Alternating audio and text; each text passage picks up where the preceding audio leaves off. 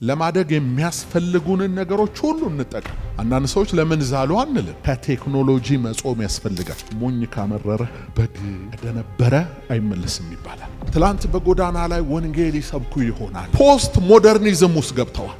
ወደ ኋላ በዚህ ዓለም ላይ እውነት አንጻራዊ ሊሆን ይችላል። መስከረ ሰው ሚድነው ባንተ የንግግር ችሎታ ብቻ አይደለም። ክርስትና ይሄ ሪሌቲቪቲ ቲዮሪ እዚህ ጋር ይሰራል። ቡራኪያቸውና ጸሎታቸው ይደርብን በማለት ጃኪ ቻን የሚባል ዩአራይት ከሁሉም ጋር ዩአራይት ግለሰብ ቤተ ክርስቲያን አይደለም። ይነጥልሃል፣ ለብቻ ያደርጋል። አትጸልይ። ሰማኸኝ ወይ? የት ቤተ ክርስቲያን ነው የምትከታተለው? እውነት አንድ ብቻ መንፈሳዊ ጎዳና ተዳዳሪነት 1,000,000% ሰበብ አለ። ሰበብ የሰነፎች መገለጫ። ሰበብ ንስሐ ግባ፣ ያካሄድ ለውጥ አድርግ።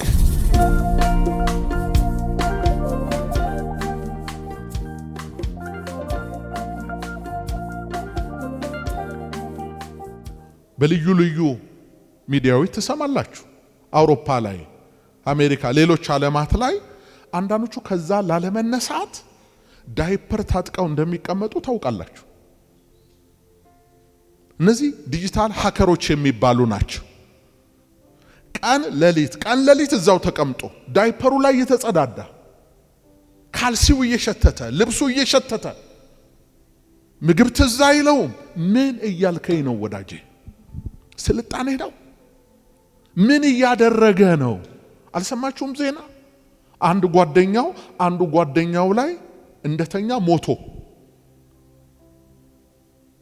እዛው ላይ ኮምፒውተራቸው ላይ እንዳሉ የሞተው አይደለም የደነቀኝ፣ የሞተውን የተሸከመው ራሱ መሞቱን ያወቀው ከተወሰነ ሰዓት በኋላ ነው። ይሄ ሚዲያ ላይ አልሰማችሁ? በሲኤንኤን ቤታችሁን አትርፉ፣ የራሳችሁን ክልል አትርፉ። እሺ እንዴት እንጠቀመው ነው? ድርግም አርጌ ልዝጋውም አይሆንም። እንዴት እንጠቀመው? 3 ነገሮች እጠቁማቸዋል። አንደኛ የጊዜ ገደብ ማበጀት ይቻላል። ጊዜ በቃ ይሄን ያህል ሰዓት እጠቀማለሁ እንደ ፍላጎታችሁ። ማለዳ ስነሳ ጸልዬ ምግቤን በልቼ ለብሼ ከመውጣቴ በፊት 5 ደቂቃ በዓለም ላይ ያለውን ዓለም እንዴት አደረች የሚለውን ዜና ገረፍ አደርጋለሁ ካልክ መብትህ ነው። ለዛ የምሰጠው ሰዓት ባንተ እጅ ነው ያለው ጊዜ። ሁለተኛ ድህረ ገጾችን መምረጥ፣ የሚጠቅሙ የሚያነጹ፣ አንተን አንድ እርምጃ ወደፊት የሚያራምዱ፣ በጥበብ የተሞሉ ለሰው ጥቅም የተከፈቱ ድህረ ገጾች አሉ። እነዛ የትኞቹ ናቸው ብለ መርጠ እነዛ ላይ ፎከስ ማድረግ። ሶስተኛው ዲጂታል ፋስቲንግ ማድረግ። ዲጂታል ፋስቲንግ ታውቃላችሁ። ጾም ሲባል እኛ አርብ፣ እሮብ ወይ ደግሞ አዋጅ ከሆነ የሆነ ቀን ከምግብ ከመጠጥ ከምናምን ነው ሰው የሚለየው። ከቴክኖሎጂ መጾም ያስፈልጋል። በቃ ከፈለክ ይሄ የበጋሻው ጾም ነው ማለት ትችላለህ።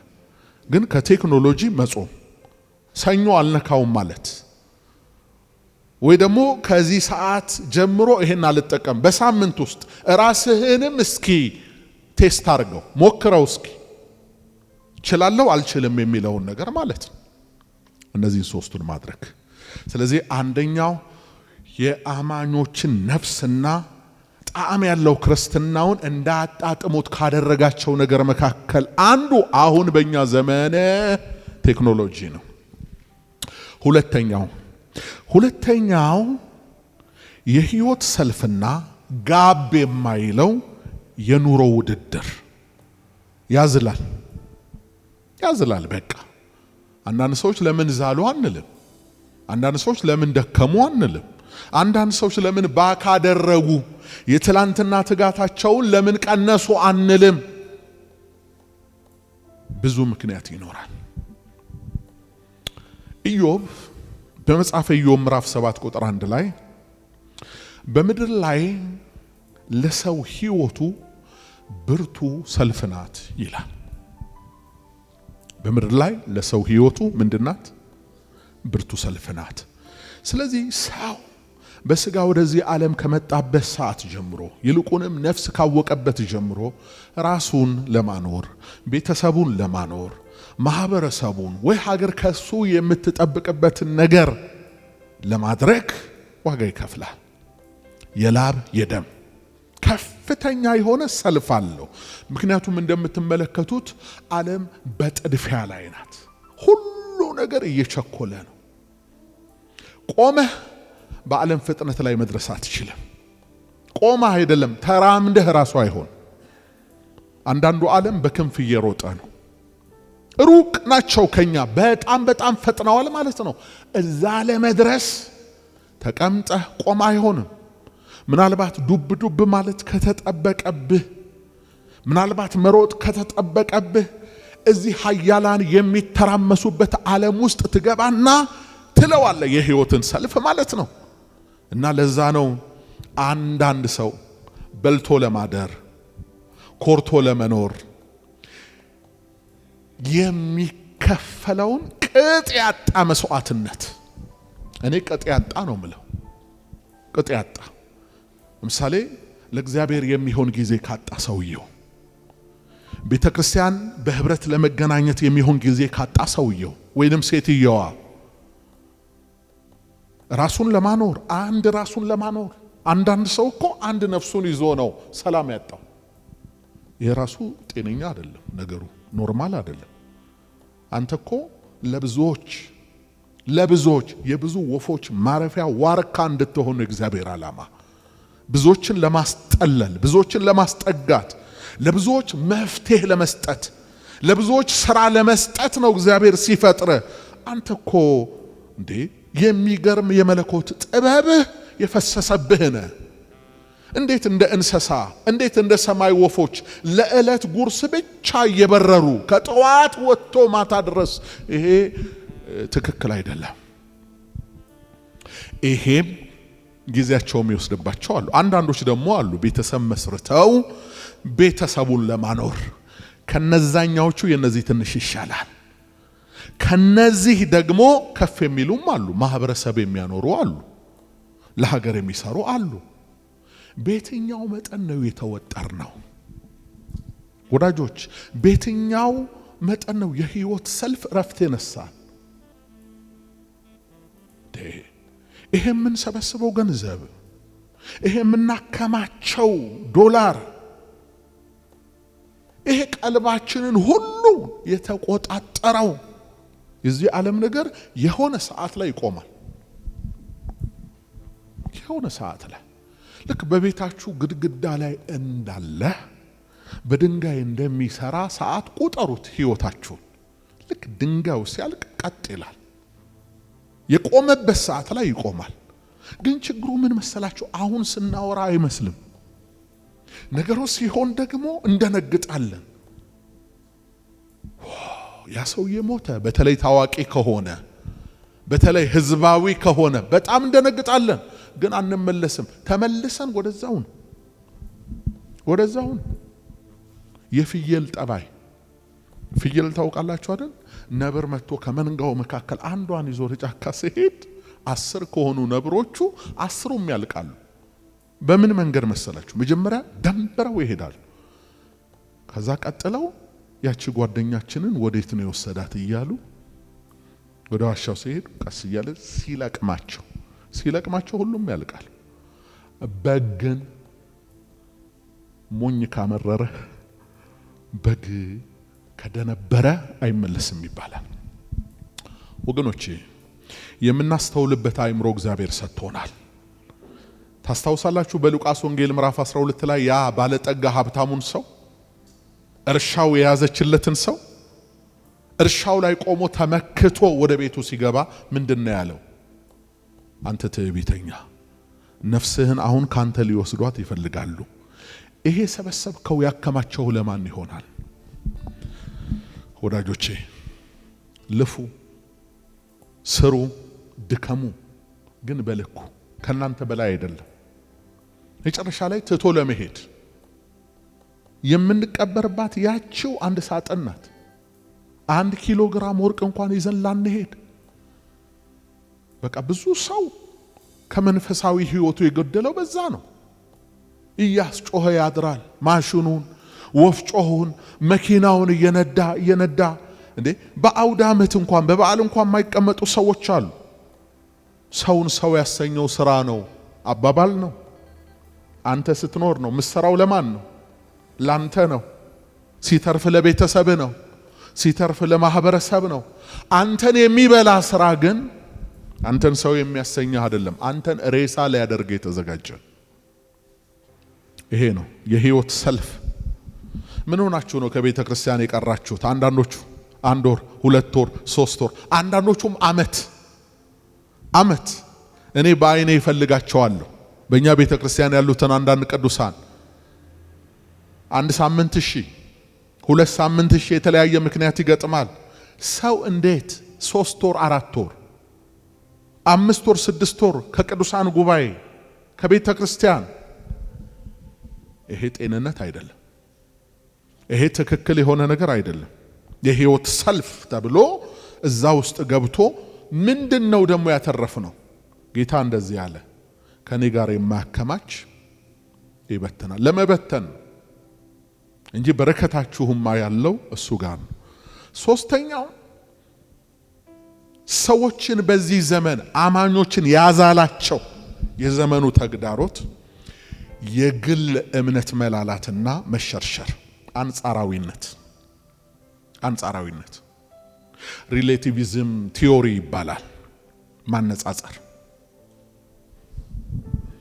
አማኝ እምነቱ ሲሸረሸር ምልክቱ ይሄ ነው። ትላንት አጥብቆ የያዘውን ነገር ማላላት ይጀምራል።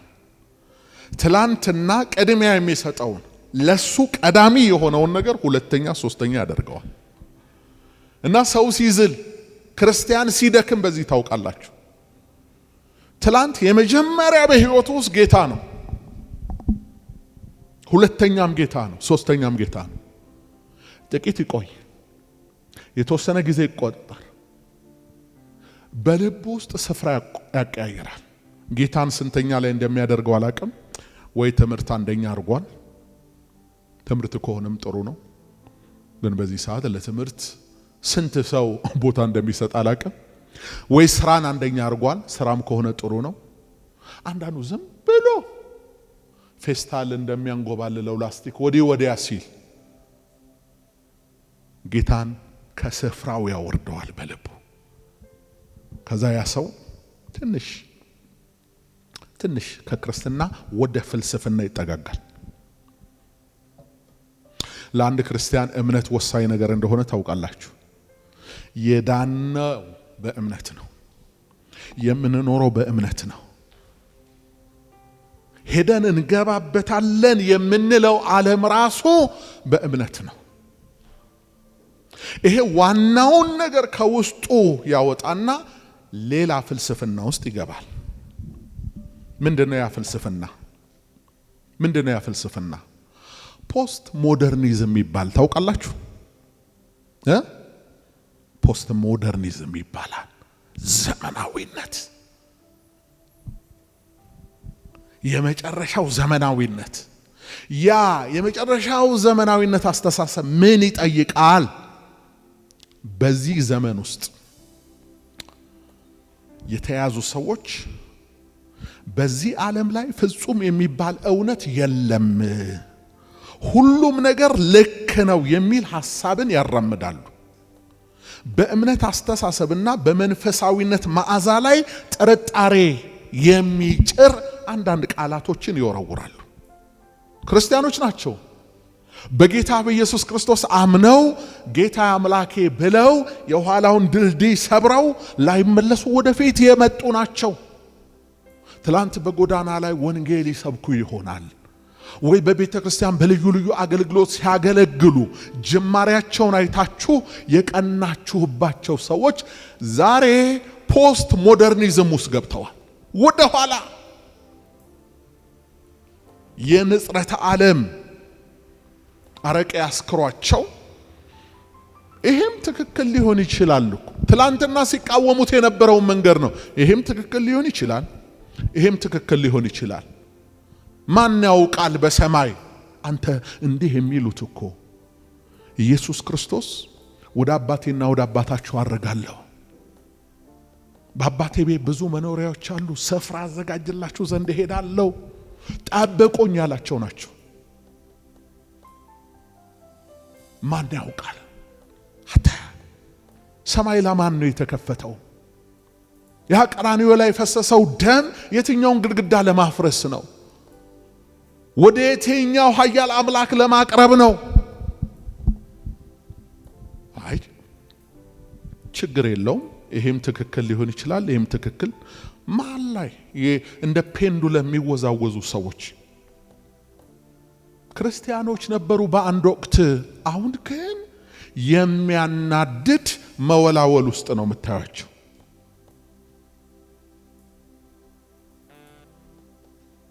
ወላዋይ በሁለት ጥይት ይመታል ይባላል። በጠላትም በወዳጅም ጥይት ሊመታ ይችላል። ጸንተው ያልቆሙ መንገዳቸው ትክክል ነው። ይሄ ማን ያውቃል? ከዛ ክርስትና ላይ የሆነ የጥርጣሬ ነገር መዝራት፣ ከዛ እነሱን ከሰማ ትደክማለህ።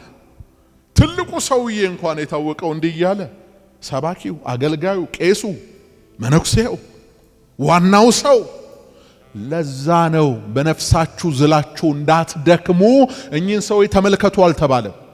ከኃጢአተኞች በደረሰበት እንዲህ ባለመቃወም የጸናውን አስቡ። የእምነታችን ጀማሪና ፈጻሚ የሆነውን ሐዋርያ ጌታ ኢየሱስን ተመልከቱን። እሱን ስታይ ነው ማትዋዥቀው። ያ በጅራፍ የተነቀሰ ጀርባ ያጸናሃል፣ ያበረታሃል እንጂ እንኳን ወደ ኋላ ወስዶ ንጽጽር ሊሰራ ከዚህ መንገድ ጋር። ይሄ በደም የተመረቀ መንገድ ነው። ያ በሻምፓይ ነው የሌሎች መንገድ፣ በጭብጨባ ሪቫን እየተመረቀ አበባ ምናምን ቆነጃጅቶች እንትን እያሉ ካትወክ እየተራመዱ የደራውን መድረክና አንተ በደም የተመረቀውን መንገድ እንዴት ታነጻጽራለህ? ከዛ ያው ነው ሲባል አንተ ትጋትህን ትቀንሳለህ ማለት ነው። አራተኛና የመጨረሻው በነገራችን ላይ እነዚህ ፖስት ሞደርኒዝም ውስጥ ያሉ ንጽረተ ዓለም አስተሳሰብ ውስጥ ያሉ እውነትን አንጻራዊ ነው ለማለት የሚፈልጉ፣ በዚህ ዓለም ላይ እውነት አንጻራዊ ሊሆን ይችላል። በዘላለማዊ ሕይወት ግን እውነት አንድ ብቻ። ይሄ ቢዋጥልንም ባይዋጥልንም አንድ እውነት ነው ያለው። ከዛ እውነት ውጪ ሌላ እውነት የለም። እሱን ልታነጻጽረው አትሞክር ነው። በሰላም ከሰዎች ጋር ለመኖር እዚህ ንጽረተ ዓለም ውስጥ ሳትገባ ከነሱ የነሱ ይሻላል ሳትል፣ አንዳንዶች ሲሉ ስለምሰማ ነው ይሄን የኖሩበትን ያደጉበትን መንገድ ይኮንናሉ። በዚህ ብቻ አይደለም የሚዳነው፣ በአንድ ጣራ ስር በመሆን በዚህ በሌላውም ይሄ የንጽረተ ዓለም ልክፍት ምልክት ነው።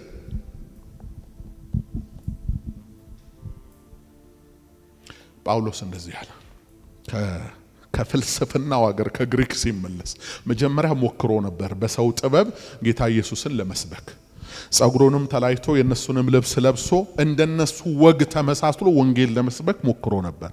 አንድ ሰው አላዳነም። ይኸውልህ መስክረ ሰው ሚድነው ባንተ የንግግር ችሎታ ብቻ አይደለም።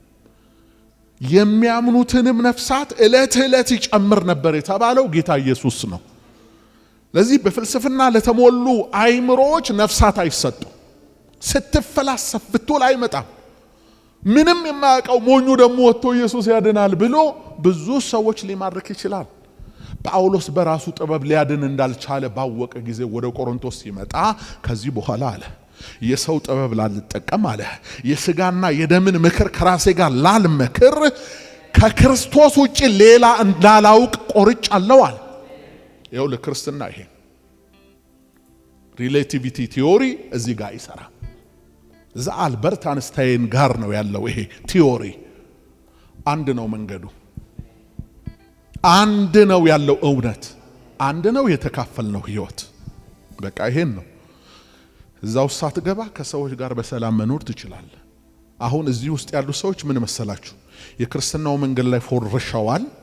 የሆነ የፎረሹት ነገር አለ። ስለዚህ ዓለም ናት አሁን መድረክ የከፈተችላቸው። እዛ ቆመው ደግሞ በውስጣቸው መንፈስ ቅዱስ ስላለ ስለሚወቅሳቸው ይሄንንም መንገድ እኮ ጨርሶ አይክዱትም። ግን ሌላውን መንገድ በማወደስ ያ ትክክል ነው፣ ያ ቆንጆ ነው፣ ያ መልካም ነው፣ ቡራኪያቸውና ጸሎታቸው ይደርብን በማለት ሰላም ያጡ የሰላም ሰባኪዎች፣ ያልተጽናኑ አጽናኞች፣ ይሄም እንዳይቀየመኝ ይሄም እንዳይቀየመኝ ይሄም እንዳይቀየመኝ ብሎ አንተም ትክክል ነህ፣ አንተም ትክክል፣ አንተም ትክክል። ጃኪ ቻን የሚባል የፊልም አክተር ታውቃላችሁ? እኛ ልጆች በነበርን ጊዜ በቃ የኛ ዋና እንትን ነው ጃኪ ቻን እና ሁል ጊዜ በንግግሩ መሃል you are right ይላል። you are right ከሁሉም ጋር you are right። እና ጋዜጠኛ በህይወት ዘመን ሁሉ ኢንተርቪውም ስታረግ ምንም ስታረግ ሰውን ሁሉ you are right ትላለህ፣ አትቃወምም። ለምንድን ነው አለው። you are right አለው እሱ ነው። በቃ you are right እያሉ የሚቀጥሉ ሰዎች አሉ። እውነታው ግን ራይት አለ፣ ሮንግ አለ። የመጨረሻው አራተኛው ዝለት ውስጥ አማኞችን የሚከታቸው የመጨረሻውን ነገር ተናግሬ ልጨርስ። የብቸኝነትና የህብረት ማጣት ስሜት። የብቸኝነት ታውቃላችሁ፣ የክርስትና ህይወት በብቸኝነት የሚዘለቅ አይደለም። ጌታ ኢየሱስ በሞቱና በትንሳኤው ብዙ ወንድሞችን ነው ወደ ክብር ያመጣው አይደለም? ስለዚህ ይሄ ህብረት ነው ቤተክርስቲያን የሚባለው፣ ህብረት ነው። ግለሰብ ቤተክርስቲያን አይደለም። ግለሰብ ብልት ነው፣ አንድ ኦርጋን ነው። ግን የአማኞች ስብስብ ቤተክርስቲያን ይባላል። ዲጂታሉ ዓለም ብርቱ የሆነው የህይወት ሰልፍ ሌላው ነገር ተደማምሮ ሰዎችን ይነጥላቸዋል። ቅድም እንዳልነው በቤት ውስጥ ሰዎች ተነጣጥለው ይኖራሉ። ጓደኛሞች 7 ሆነው እንዝናና ብለው ተቀምጠው 7ቱም ስልካቸውን እያዩ ነው። ለምን እንደተገናኙ ራሱ አይገባኝም። እንግዲህ ጓደኛ ሲገናኝ ለመጫወት ነው፣ ለማውጋት ነው።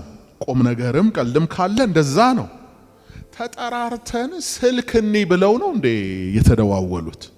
እኔ እንዲህ አይነት ጓደኛ እንዲኖረኝም አልፈልግም፣ የለኝም ራሱ ሲጀመር። እዚህ ምንድን ነው ሁሉም ቁጭ ብለው ደግሞ ሁሉንም ስታዩ ብዙ የሚቀመጡ ሰዎች በጀርባቸው ነው የሚቀመጡት። ይሄ መቀመጫቸውን ጨርሰው በጀርባ እንዲህ ካፌ ወንበር ላይ ተቀምጦ እንደዚህ ያደርጋል ማለት በጭንቅላት ልትቀመጥ እኮ ነው። አሁን በማጅራርት ልትቀመጥ ማለት ነው።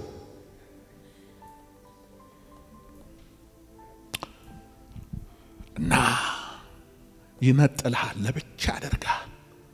ከዛ ብቸኛ ትሆናለህ። ብቸኛ ስትሆን አትጸልይም። ሰማኸኝ ወይ? ብቻህን ሆነ የጎበስክበት ዘመን የለም። ውሸት ነው። ለብቻ ስትሆን የሚያበረታህ የለም፣ የሚያነሳሳ የለም። ለብቻው የጸለየው ጌታ ኢየሱስ ብቻ ነው። አለያ በምክንያት አንዳንድ ሰዎች ከነቢያት እሱ ለፈቀደው ዓላማ ነው። ከዛ ውጭ እኛ በህብረት ለህብረት ነው የተጠራ ነው። ሰራዊት ነው ይሄ። የገሃነም ደጆች የማይችሏት አብረን ስንሆን ነው። ጥሪውም እንደዛ ነው። እውነት ሐሰት አብረን ነው።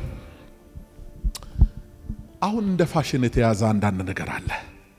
የት ቤተክርስቲያን ነው የምትከታተለው? መጋቢ ፓስተር ማን ነው ብትሉት አብዛኛው ሰው የለው። እዛም ሄዳለሁ፣ አንዳንዴ ደግሞ እዛም ደስ ይለኛል፣ እዛም ደስ ይለኛል። ይሄ ማለት መንፈሳዊ ጎዳና ተዳዳሪነት ነው። አሁን ደብዳቤ ላንተ መጻፍ ቢፈልግ እንደ ኤፌሶን ቤተክርስቲያን እንደ ቲያጥሮን ቤተክርስቲያን ቢጻፍ ቤት አድራሻ ነው የምትገኘው። በምድር ላለችው አጥቢያ ጌታ ሙሉ ዕውቅና ሰጥቷታል። ቤተክርስቲያንን ንቀህ ከቤተክርስቲያን ተነጠለ እንደፈለክ እኖራለሁ ብለ በምን ጥላ ውስጥ ነው ያለኸው? ማን ነው ስላንተ የሚጸልየው? ማን ነው ስላንተ የሚመለከተው መጋቢ? አይታል ብዙን ሰው ዋግ እየመታው ያለው፣ ብዙ ሰው በስጋው እየተፍገመገመ ያለው፣ የሚጸልይለት የለም፣ የሚመክረው የለም፣ የሚያበረታው የለም። ብቻ ትልልቅ ፕሮግራሞች አሉ በተባለበት ሰውየው አለ። ከዛ ይካፈልና ይወጣል። እንደዚህ ዝርው ሆነ አትቀጥልም። የሆነ ቦታ መግባት አለብህ ማለት ነው።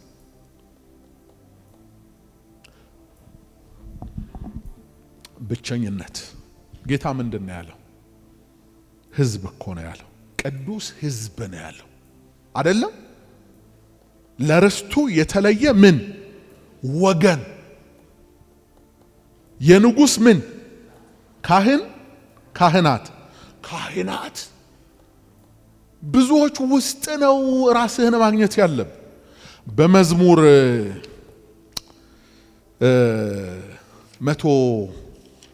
133 ላይ አንድ የተለመደ ቃል አለ። ወንድሞች በምን ቢቀመጡ ያማረ ነው አለ። ያማረ ነው ያለው ማን ነው? ጌታ ነው። የሚያምረኝ እኔ አንድ ላይ ስትሆኑ ነው አለ። አንተ ካልተለየሁ እያልክ ነው። ይሄ ጤናኛ ስሜት አይደለም። አንተ ካልተነጠልኩ እያልክ ነው። ይሄ ጤነኛ አይደለም። ቢመችህም ባይመችህም እዛው ሁን፣ እዛው ባለህበት ቦታ ሁን። ይሄ የመጨረሻው ዘመን ልምምድ አንተና ጓደኞቼ የተያዛችሁት ቤተክርስቲያን አልባነት አይጠቅምም። ክፉ ቀን አለ።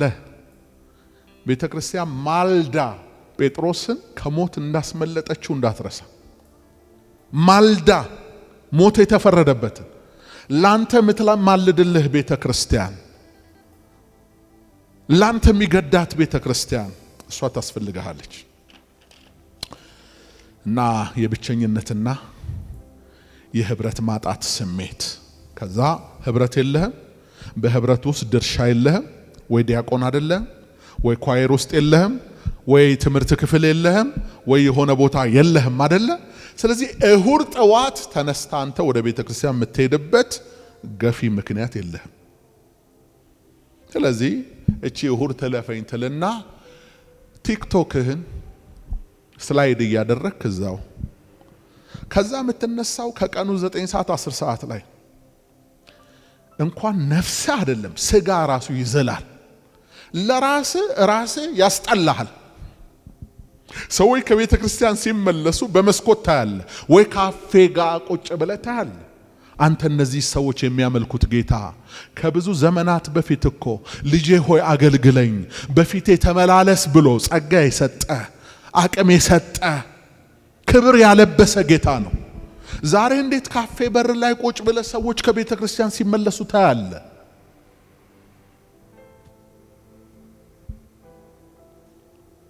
ቅዳሴ እንኳን አሁን በሌላ ስፍራ ቅዳሴ እንኳን በእንትን ይሄ በማህበራዊ ሚዲያ በቴሌቪዥን ወይ በስልክ እንዴት ታስቀድሳል? እዛው ባመንክበት ተገኝ እንጂ ቦታው ላይ በሳምንት አንድ ቀን በዛ እንዴ በዛ ለጌታ በዛ ላዳነ በዛ ዝለት ነው ትርፉ። ብቻህን ልክ ከሰል ተመልከቶ አንድ ላይ ነው አይደለ? አንድ ላይ ሲሆን ፍሙ ትርክክ ብሎ፣ አንዷ ግን ስትወድቅ ይዋት። ልብ ብላችሁ ያቺ ተነጠለ ያወደቀችው ከሰል ቶሎ መክሰም ትጀምራለች። መነጠልህ ያከስማል እንጂ እያበራህ እንድትቀጥል አያደርግህም። በድካም ቢሆን በብርታት። ይሄ እኮ የፍጹማን ስብስብ ነው እያልኳችሁ አይደለም። ስንት ለምድሪቱ አስቸጋሪ ሰው በቤተ ክርስቲያን አለ። ግን ከአስቸጋሪዎቹም ጋር ያማረ ነው ብሏል ጌታ። ወንድሞች በህብረት ቢሆኑ ምን ይሆናል? ያማረ ነው። ምክንያት እየሰበሰብክ መጋቢው እያልክ አገልጋዮቹ እያልክ ኳይሮቹ እያል በዚህ ምክንያት ነው የቀረሁት እንደ ጀብዱ ታወሪያለሽ። ከእግዚአብሔር ቤት ለመለየትሽ ከእግዚአብሔር ቤት ለመራቅ እንደ ምክንያት ይሄ እንደ ሰበብ አሳፋሪ ነው። ሰበብ ቢፈልግ አንተ ላይ አንተን የማያድንበት ከሰማይ የማይወርድበት ሰው የማይሆንበት 1,000,000% ሰበብ አለ። ምኑ ማርኮት ነው ወደኛ የመጣው? ምናችን አምሮት ነው ሰው የሆነው? ኖ ሰበብ የሰነፎች መገለጫ ነው። ሰበብ ስለ ሳይቤሪያ ጃርቶች ሰምታችኋል? ዛሬ እንግዲህ ማአት ነገር ነው የማወራው። የሞላብኝን ሁሉ አወራለሁ፣ ደስ ይለኛል። ስለ ሳይቤሪያ ጃርቶች ታውቃላችሁ? በዛ ቅዝቃዜ ይሄ ራሻ ድንበር ውስጥ ያለ በበረዶ የተሞላ አካባቢ ነው።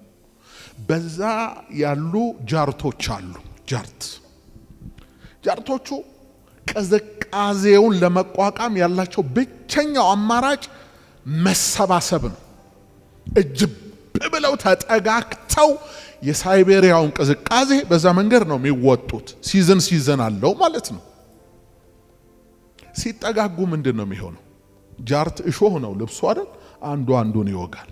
አንዱን ሲጠጋጉ ደም በደም ይሆናል መሬቱ።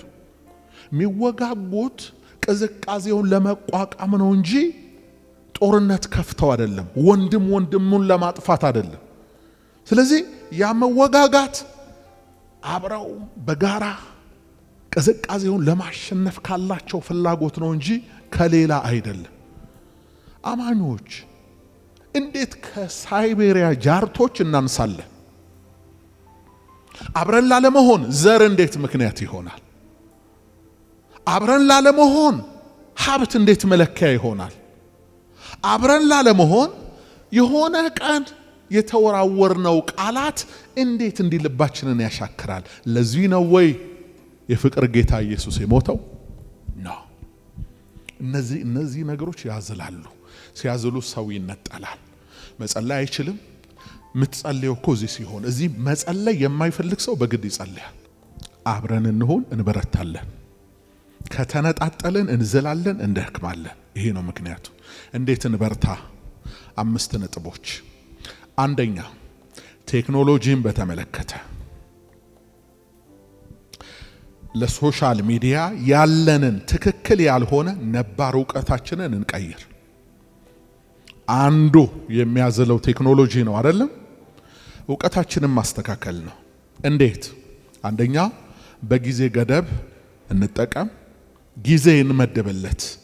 ሁለተኛ አይምሮአችንን እንቆጣጠር። ዝም ብሎ የፈለገውን ሁሉ አንስተው።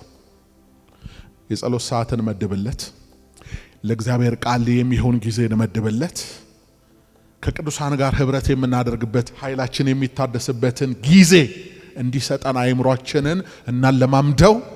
በዚህ መልኩ የዲጂታል ዓለሙን መቆጣጠር ይቻላል።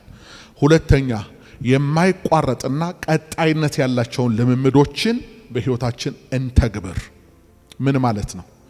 ሰው በሳምንት 1 ቀን ጸልዮ ሰው አይሆንም። አማኝ በወር 1 ቀን ጸልዮ ሰው አይሆንም። በአመት 1 ቀን ጸልዮ ሰው አይሆንም።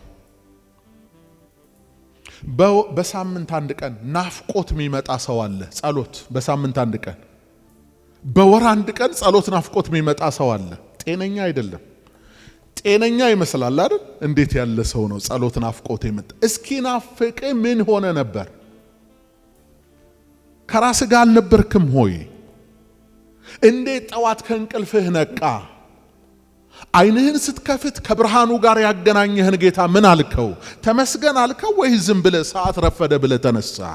ካልጋ ስትወርድ ያልሸመቀቀ ተራምደህ መታጠቢያ ቤት እንድትሄድ ላደረገ ጌታ ምን ከፈልከው?